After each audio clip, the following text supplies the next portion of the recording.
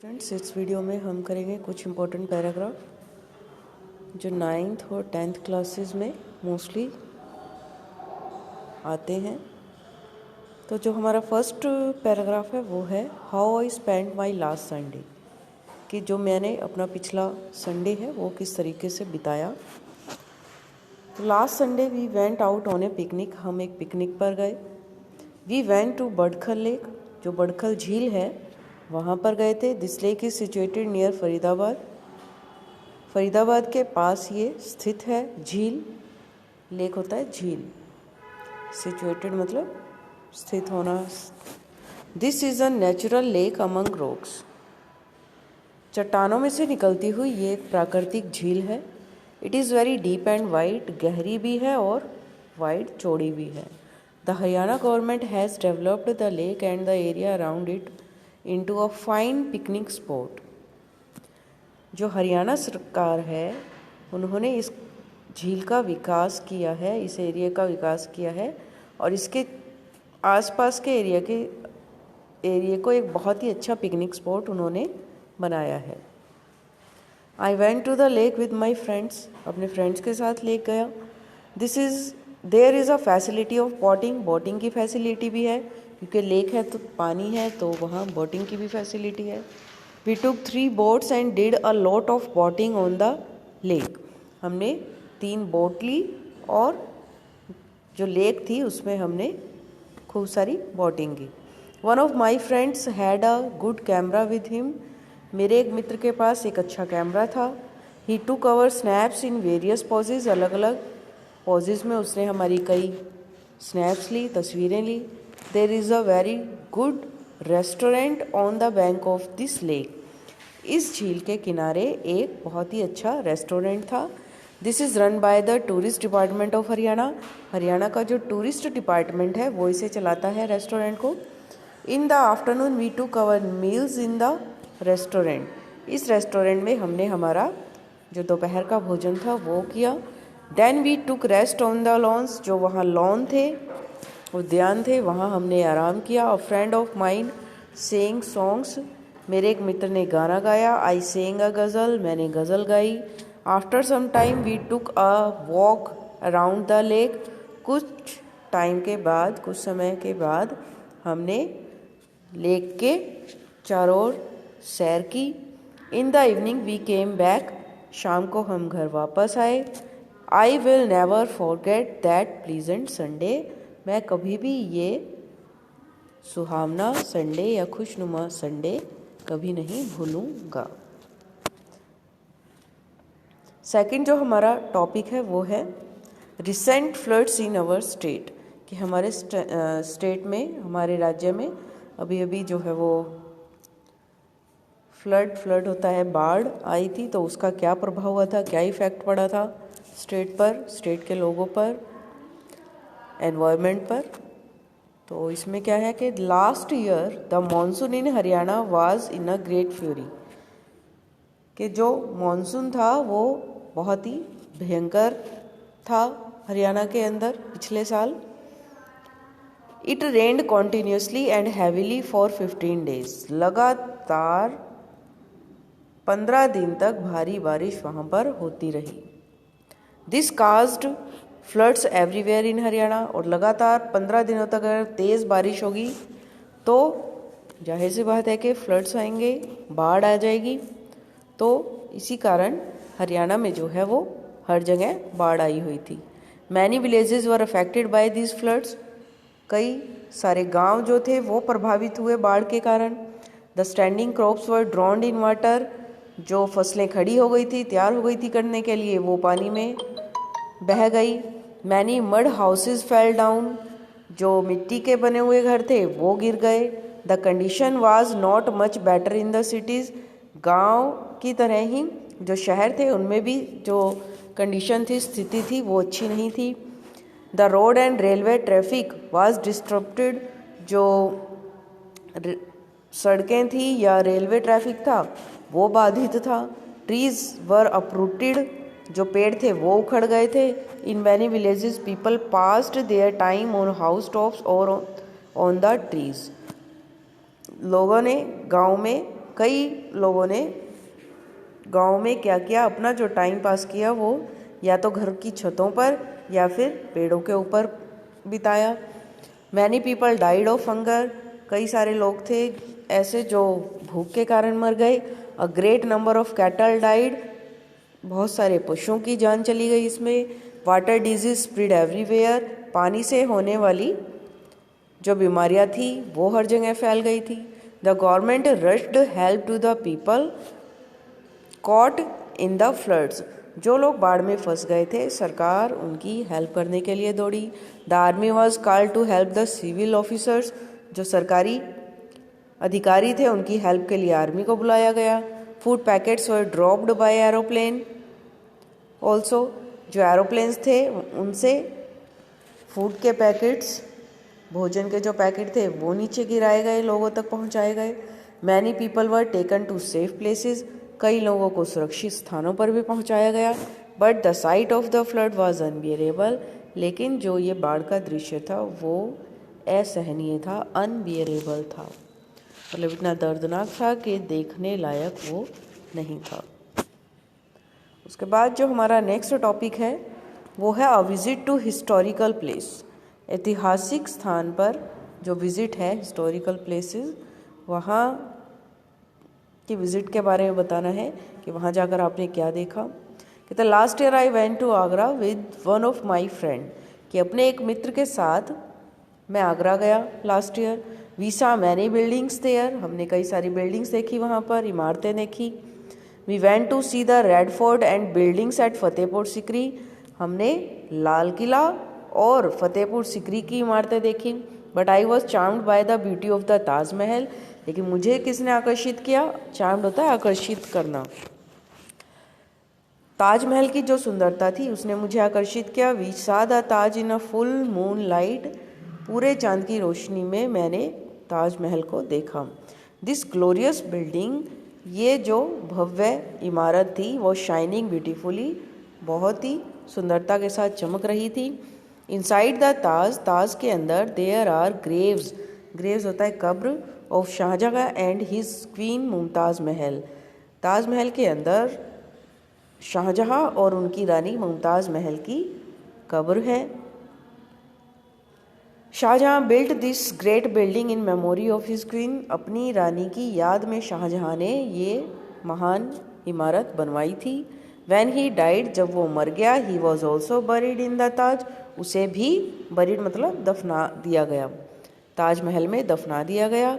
This grand building stand on the bank of the river Yamuna, ये जो शानदार इमारत है, भव्य इमारत है, वो यमुना नदी के किनारे पर स्थित है।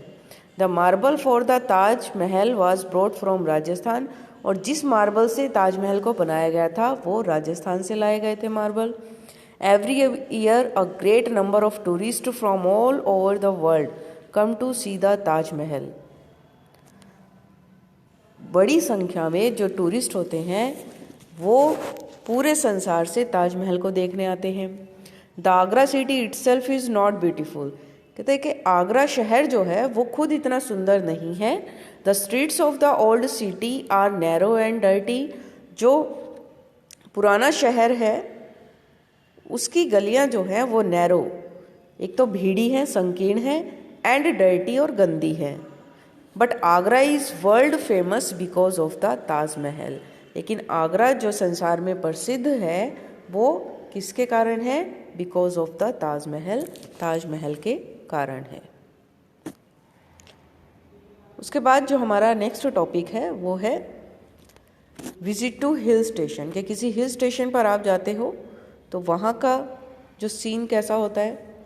कि last year I visited Mussoorie, कि मसूरी गया पिछले साल। I and two of my friends went together, मैं और मेरे दो और मित्र मेरे साथ गए। Mussoorie is a beautiful hill station, एक बहुत ही सुंदर हिल स्टेशन है Mussoorie. It is surrounded by tall and majestic hills, और ये किससे घिरा हुआ है, सराउंडेड बाय मतलब घिरा होना, लंबी और शानदार पहाड़ियों से ये घिरा हुआ है। From Dehradun Mussoorie is only 1 hour away by bus, अगर देहरादून से मसूरी तक जाया जाए बस के अंदर तो सिर्फ 1 घंटे का रास्ता है। The way to Mussoorie from Dehradun is very steep. Steep क्या होता है? खड़ा। जो मसूरी का रास्ता है देहरादून से वो बिल्कुल स्टीप है, खड़ा है, खड़ी पहाड़ियाँ हैं, मतलब वहाँ से होकर मसूरी जाना पड़ता है। At night one can see the beautiful and shining city of Mussoorie from Dehradun. कहते कोई भी रात को, एट नाइट रात को, वन कैन सी कोई भी देख सकता है, ब्यूटीफुल एंड शाइनिंग सिटी सुंदर और चमकदार शहर को मसूरी के फ्रॉम देहरादून, देहरादून से, यानी कि देहरादून से अगर मसूरी की तरफ देखना हो तो रात के समय में ये बहुत ही सुंदर और चमकता हुआ शहर नज़र आता है। इन द सेम वे, और इसी तरह, from Mussoorie one can see below the lights off Dehradun at night. Mussoorie से भी देहरादून को रात में अगर देखें तो देहरादून भी रोशनी से चमकता हुआ दिखाई देता है। There are a number of beauty spots in and around Mussoorie. Mussoorie में भी और मसूरी के आसपास भी बहुत सारे कई जो सुंदर स्पॉट है, स्थल है। Thousands of tourist visit this hill station from India and the other countries. सैकड़ों टूरिस्ट जो हैं वो इस हिल स्टेशन पर इंडिया से भी आते हैं और दूसरे देशों से भी आते हैं। We stayed at Mussoorie from a week. हम 1 हफ्ते तक मसूरी में रुके। We went to see the Kempty falls. Kempty fall देखने गए। We had a beautiful glimpse of the Himalayas from Lal Tibba hill. Lal Tibba hill से हमें हिमालय की जो चोटी थी उसका बहुत सुंदर नज़ारा दिखाई दिया। We enjoyed a ride in the ropeway trolleys at Gun Hill. At Gun Hill हमने जो रस्सियों से चलने वाली ट्रॉलीज थी गन हिल पॉइंट पर, उनकी सवारी का आनंद उठाया। We visited Dhanaulti also. हम धनलती पर भी गए। The lake at Mussoorie is small but beautiful. Mussoorie पर जो झील है वो छोटी है पर सुंदर है। We did some shopping at the Chinese market. Chinese market में हमने शॉपिंग की। The memory of my visit to Mussoorie will always remain fresh in my mind. जो मसूरी की यात्रा की जो यादें हैं वो मेरे माइंड में हमेशा ताज़ी बनी रहेंगी। उसके बाद जो हमारा नेक्स्ट टॉपिक है वो है when I celebrated my birthday. Last month I celebrated my 16th birthday. कि पिछले महीने मैंने जो है अपना 16वां बर्थडे मनाया। It was celebrated with pomp and show. ये बहुत ही हर्षोल्लास से मनाया गया। पॉम्प एंड शो मतलब हर्षोल्लास से। The big drawing room of our house was decorated beautifully. जो मेरे घर का बड़ा सा ड्राइंग रूम था उसे सुंदर ढंग से सजाया गया, डेकोरेट किया गया। My father and had invited all his close friends. अपने सभी निकट मित्रों को मेरे पिता ने बुलाया। I had invited all my class fellows. मैंने अपने क्लास फेलो को इन्वाइट किया, आमंत्रित किया। Many families from our colony were invited. हमारी कॉलोनी के कई परिवारों को भी आमंत्रित किया गया। The birthday cake was big and beautiful made. जो बर्थडे के लिए केक था, जन्मदिन के लिए, वो बड़ा और सुंदर बनाया गया था। 16 candles were put on it. 16 मोमबत्तियाँ इसके ऊपर लगाई गई। These candles showed that it was my 16th birthday. और ये जो 16 मोमबत्तियाँ थी ये इसलिए लगाई गई थी ये दिखाने के लिए कि ये मेरा 16वां जन्मदिन था। I touch the feet of my parents. मैंने अपने माता पिता के पैर छुए। And received their blessings. और उनका आशीर्वाद लिया। Then I blew out the 16 candles one by one. फिर मैंने एक एक करके 16 मोमबत्तियों को बुझाया। All the guest shouted with joy. सभी मेहमान जॉय के साथ, आनंद के साथ चिल्लाए, हैप्पी बर्थडे टू यू, तुम्हें जन्मदिन मुबारक हो। Then I cut the birthday cake. तब मैंने जन्मदिन का केक कट किया। And distributed its small pieces among the guest. और इसके छोटे छोटे टुकड़ों को मेहमानों में बांटा। I got beautiful presents from my near and dear ones. मेरे प्यारे और निकट संबंधियों से, दोस्तों से मुझे सुंदर सुंदर उपहार मिले। My father had arranged an orchestra for this purpose, और इस उद्देश्य के लिए मेरे जो पिता हैं उन्होंने एक ऑर्केस्ट्रा, एक बैंड अरेंज किया था, प्रबंध किया था। It presented very good program of music, और इन्होंने एक बहुत ही सुंदर संगीत का प्रोग्राम जो है, कार्यक्रम जो है वो प्रस्तुत किया। इन दी एंड, अंत में, the guest were given a dinner, मेहमानों को डिनर कराया गया, रात्रि का भोजन करवाया गया। आई will never forget my 16th birthday, मैं अपना 16वां जन्मदिन कभी नहीं भूलूंगा।